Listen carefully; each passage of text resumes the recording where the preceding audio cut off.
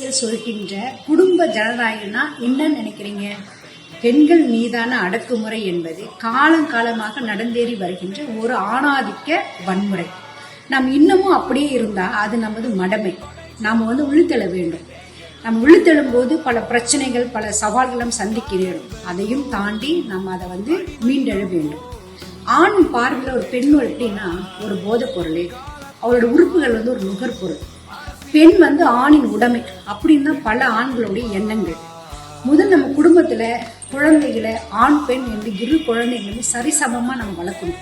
இது தவறு அது தவறு, ரெண்டு பேருக்குமே சமமா நம்ம சொல்லிக் கொடுக்கணும். அப்பதான் அந்த குழந்தைகள் வளரும் போது நாளைக்கு நான் நான் நான் நான் பெண் அப்படின்ற ஒரு மனப்பான்மை வராது. ஒவ்வொரு வீட்லயுமே குடும்பங்கள் இருக்கிற ஆண்கள் பாரதியாக பாரதிதாசனாக இருக்கணும்.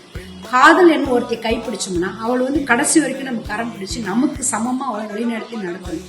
அதுதான் உண்மையான ஆண் மகனுக்குரிய அழகு என்பதை நம்ம தெளிவாக புரிந்து கொள்ள வேண்டும்.